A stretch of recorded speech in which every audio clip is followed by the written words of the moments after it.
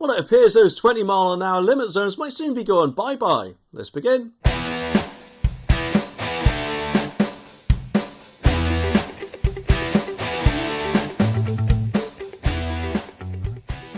According to this article, it says that there's a fresh plot to derail Mark Drakeford's hated 20-mile-an-hour speed limit madness in Wales. And that is apparently a new tool launched by the members of the public to object to the disastrous Labour scheme to impose a blanket 20-mile-an-hour limit zones across Wales. And, don't get me wrong, I have got no problem with slower speed limit zones outside either schools or hospitals, somewhere where the vulnerable are quite near. However, for everywhere else, like, around town and things like that, I cannot see why it can't just be kept at 30. 20-mile-an-hour limit zones is just stupid in my eyes.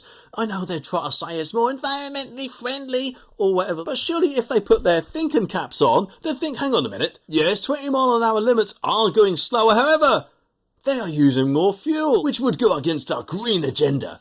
But not only are they not thinking of that, but they, in quite a lot of cases, seem to be putting it across that is actually more environmentally friendly, when in fact it isn't, is it?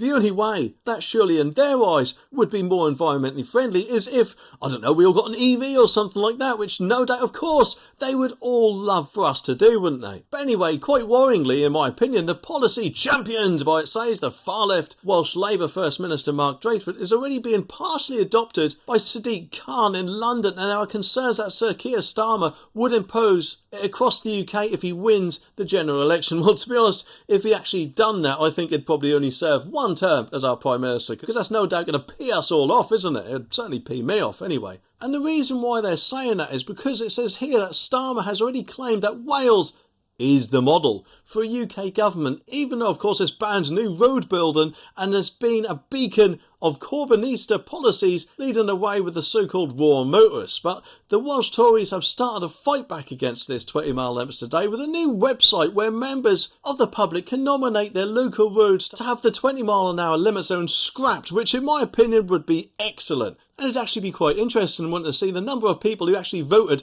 to have that 20-mile limit zone scrapped on their roads. And that website, for anyone who wants to know, is action.conservatives.wales. And when you go on there, there's a tiny form for you to fill in, but hopefully, this could be the start of the end of this 20-mile-an-hour limit zone madness in my eyes. And it does say that Welsh Conservative leader Andrew R.T. Davies told the Express the blanket 20-mile-an-hour speed limit has been a disaster from start to finish. That's why we've launched this website as part of our campaign to reverse this anti-motorist, anti-growth policy. Now people in Wales can make their voices heard and send a message to Labour that the time is up for 20. But the good news is that people might actually need to do that, because the article says that already one of the Welsh Labour leadership contenders hoping to replace Drakeford, because obviously he quit a little while ago, didn't he?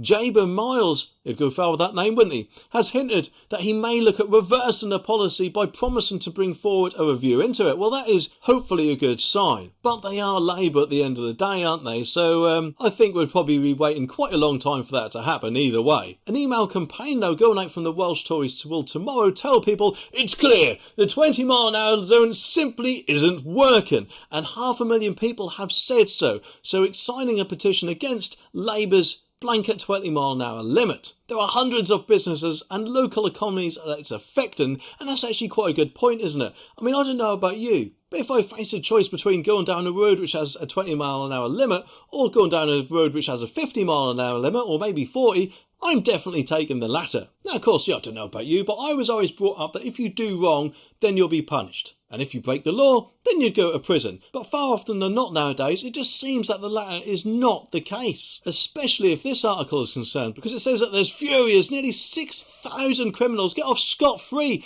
every day with knife crime and shoplifting soaring, which if anything is just an utter joke in my eyes, because if there is no deterrent, then people are just going to keep doing it, or worse, escalating the crimes that they are already committing. And of course, Labour appear to have leapt all over this, and Shadow Home Secretary Yvette Cooper said, enough is enough. But at the end of the day, Labour themselves quite often seem quite sympathetic to people's human rights whenever an illegal boot person is about to be deported, don't they? So if anything, in my eyes, I'd probably take our comments with a little pinch of salt. Not forgetting, of course, the clients that the Labour leader and also apparently the Labour London mayor previously had when they were lawyers. But anyway, the article says that the damning Home Office stats reveal that less than 6% of all offences resulted in a suspect being charged or summoned. That's just an absolute outrage, isn't it? Meanwhile, 2.18 million offences were closed without offenders being identified, a 9% increase on 2022. The Liberal Democrat Home Affairs spokesperson Alistair Carmichael said,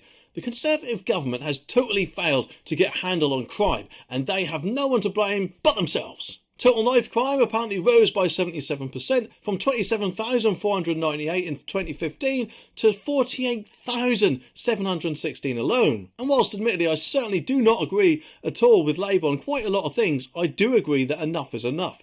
The justice system itself needs a verbal slap in the face or a verbal kick in the gonads, and people need to actually do proper punishments for their crime. How often do we see nowadays that, oh, you get a suspended sentence, oh, you get a suspended sentence too, because there presumably isn't enough room for them to go to prison? Well, that's just absolutely outrageous, isn't it? More prisons need to be built. At the end of the day, if someone has done a crime, especially a horrible crime, then they need to be punished for it, don't they? If there's no deterrent, people are still going to continue doing these crimes and only escalating more and more over time, surely. Especially with, as it says here, culprits in England and Wales got away scot-free nearly 6,000 times every day in the year to September 2023, with ministers now accused apparently of failing to get a handle on crime. It's not that hard to understand, is it? If someone does a crime, lock them up for it, or give them a punishment that is fit for the crime they committed, not a soft sentence because of their human rights or whatever other pants excuse they come out with, because at the end of the day, it was their choice to commit that said crime, wasn't it? I'll tell you what, I know it's not hardly likely, but